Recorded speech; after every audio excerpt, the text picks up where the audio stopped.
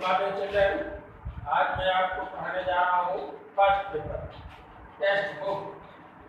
तो ध्यान से इसे समझें। जैसा मैं पहले ही बता चुका था कि आपको मैं टेस्ट पेपर भी पढ़ाना शुरू करूँगा। तो आज मैं शुरुआत कर रहा हूँ। देख लीजिए इसमें क्या क्या दिया हुआ है। ये आपका देखिए इंग्लिश रोज है। रोज में ये पहला लेसन है। एक girl with A basket, W.C. Douglas ने लिखा है। इसी प्रकार आप भी अपनी हेयर कॉपी में नोट करें, डेट डालें और डिफिकल्ट वर्ड्स, कठिन शब्द किताब से ग्लोसरी में देख करके नोट कर लें। जितने भी कठिन वर्ड हैं वो आप स्वयं नोट करेंगे। कोरोना काल में विद्यालय में जितनी सेवा मिल रही है उसमें आपको भी सहयोग करना है। रिटन काम बराबर करते जाना है। मैं आपको पुस्तक में रीडिंग भी लगवाने जा रहा हूँ।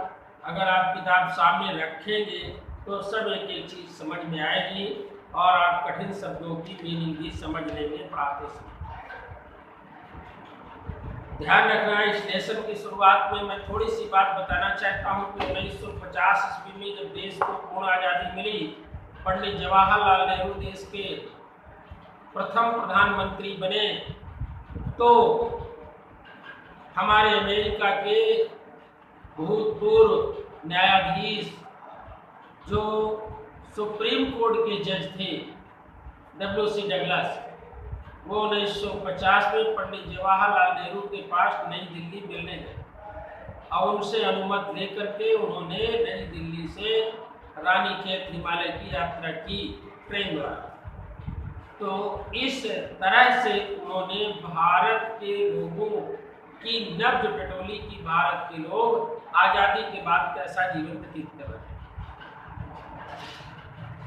जाते समय उन्होंने रुक रुक कर चलने वाली गाड़ी अर्थात पैसेंजर ट्रेन को चुना था और उसी से यात्रा की थी। उससे संबंधित ये पाठ मैं आपको पढ़ा रहा हूँ। किताब सामने रखें और ध्यान से पढ़ें। I had left New Delhi for the Himalayas. I was going at Bareilly by train and then by car to Ranikhet, Old British Army Hill Station, located on a 6,000 foot rise opposite 120-mile stretch of snow-capped Himalaya. The train was slow and it stopped at all the way stations. At every stop I saw open the door of my compartment and walk the platform. मैंने नई दिल्ली से हिमालय की यात्रा की और बरेली तक मैं रेलगाड़ी से गया, तब रानीखेत तक कार द्वारा में गया। रास्ते में मुझे प्राचीन ब्रिटिश समय के स्टेशन मिले जो 6000 फीट की ऊंचाई पर और 120 मील दूर तक फैले हुए बर्फ से आच्छादित क्षेत्र वाले थे। रेलगाड़ी मेरी रुक रुक कर चलने वाली थी, अर्थात धीमी ट्रेन थी। हर स्टेशन पर रुकती थी और प्रायः मैं हर स्टेशन पर खिड़की पर लटक जाता और गाड़ी के खड़े होने पर प्लेटफार्म में घूमने लगता। The platforms were packed with people, Sikhs, Muslims, Hindus, soldiers, merchants, thieves, porters, beggars, hawkers, almost everyone was there, put and dressed in laws white garments. मैं प्लेटफार्म पर जब मैं उतरता तो देखता कि पूरा प्लेटफार्म खचाखच भरा होता था। इससे सिख और मुसलमान, हिंदू, सिपाही, व्यापारी, पुजारी, कुली, भिक्षुक तथा खोंचे वाले आदि लोग। उनमें से अधिकतर लोग नंगे पैर थे और ढीले ढाले सफेद कपड़े पहने थे। I was at least 3 people before I could find one who spoke English. जब मैं कम से कम 3 लोगों से पूछता तो मुझे एक व्यक्ति अंग्रेजी बोलने वाला मिलता जिससे मैं बात करता। We would talk about affairs and every major topic. हम लोग संसार की घटनाओं के संबंध में बातचीत करते तथा नए दिनों का आंकलन करते। In this way I was trying to get a feel of the pulse of the nation. इस प्रकार से लोगों से बातचीत करके मैं देश की नब्ज टटोलने का प्रयास कर रहा था। Checking opinion against official attitudes and reports. तब मैं कुछ दफ्तरों के दृष्टिकोण व वहाँ के लोगों के बारे में जानने का प्रयास कर रहा। The route lay through one of the richest of India agriculture areas। वह मार्ग जो भारत के कृषि प्रधान क्षेत्र होकर के जा रहा था। This was the plain of the upper Ganga river, 1000 feet above sea level, but tropical। मैंने वहाँ देखा कि गंगा का समतल भाग जो हजारों फीट ऊंचाई तक फैला हुआ था, उष्णकटिबंधीय था। The Ganga was grown swollen with fruit waters, it overflowed into thousands of acres of rice। मैंने देखा कि वो सफेद रंग की सिल्ट बालू आकार में ढका हुआ वातावरण दिखाई दे रहा था और पानी की सतह ने तो हजारों पेट चावल की खेती को निगल लिया था। तो the north were the jungles. उत्तर के क्षेत्र में बड़े बड़े विशाल जंगल थे जहाँ झोपड़ों की घास खड़ी थी। हायर देन मैंस हेड, जो मनुष्य की ऊंचाई से भी अधिक। And unknown except for an occasionally clumps of trees, the home of tigers। कहीं कहीं मुझे वृक्षों के झुंड दिखाई देते थे, कहीं चीता और हाथी तथा अजगर तथा विषैले सांप भी थे। Everywhere else there was flat and land running to the horizon। मुझे क्षितिज तक फैला हुआ वो विस्तृत मैदान दिखाई पड़ा। But dotted here and there by the sacred banyan tree, by the rows of पाकर ट्री। कहीं कहीं मुझे पवित्र बरगद के पेड़ तथा पाकर वृक्षों की पंक्तियां भी दिखाई दे रही थी। Shaped like elms and having thick twisted trunks। कहीं मुझे सागौन वृक्ष और कहीं मोटे तने वाले वृक्ष दिखाई दे रहे थे। Hot humid air was moving in from the south west। और दक्षिण पश्चिम भाग से चलने वाली गर्म हवाएं भी महसूस हो रही थी। Monkeys, some of them mothers were babies clinging to them। और बंदरों के बीच में कहीं कहीं मादा बंदर अपने बच्चों को चिपकाए हुए दिख रही थी। Riding under the trunk of tree of the stations।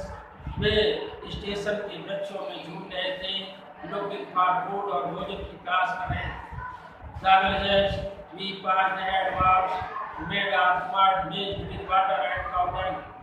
जिन गांवों से रेलगाड़ियां गुजर रही थी, उस रेलगाड़ी के आसपास का वातावरण कच्ची मिट्टी से बनी हुई दीवारें गाय के गोबर से लिपी हुई दिखाई दे रही। Their big roofs were thatched। और मकानों की छतें चोटीदार थी जो कि छप्परों से ढकी हुई बांस के पोलों में थे, सहारे पर थी। Across rafters, कुछ बल्लियों से पटे हुए मकान थे। That day our pumpkin vines grew over them। और उन झुग्गी झोपड़ियों के ऊपर लौकी की लताएं भी फैली हुई थी। Wherein bloom, जिनमें फूल खिले थे। Trailing sticks of yellow over the dead walls। Baddi Baddi दीवारों के बीच में पीले पीले फूल शोभायमान थे। At one station my routine of talking with the people was interrupted। और एक स्टेशन पर लोगों से मेरा बात करने का क्रम टूट गया। As soon as I alighted, जब मैं रेलगाड़ी से उतरा, a group of young children gathered around me। एक छोटे बच्चों का समूह मुझे चारों ओर से घेर लिया। They were selling baskets। वे डलिया टोकरियां बेच रहे थे। Hand woven, जो हाथ की बुनी हुई reed basket with simple design and pattern। और साधारण नमूने के सरकंडे की टोकरियां थी। They held the baskets high। वे टोकरियों को ऊंचा उठाए थे, shouting words और चिल्ला चिल्ला कह रहे थे। I did not know but conveying unmistakably their desire। मैं उनकी भाषा नहीं समझ पा रहा था, लेकिन उनकी इच्छा जरूर जान रहा। There were refugee children। वे शरणार्थी बच्चे थे। When partition between India and Pakistan was decreed। जब भारत और पाकिस्तान का विभाजन हुआ था, hundreds of thousands of people pulled up। हजारों लोग वो स्थान छोड़कर भागे थे। Roots and changed their residences। उनकी आवास बदल गए थे। 9 million people left Pakistan. 9 lakh लोगों ने पाकिस्तान छोड़ा था and came to India. Driving by the fear, religious fanatism और धार्मिक कट्टरता की भय से they were poor people to start with. जब वे वहाँ से चले थे बहुत गरीब थे.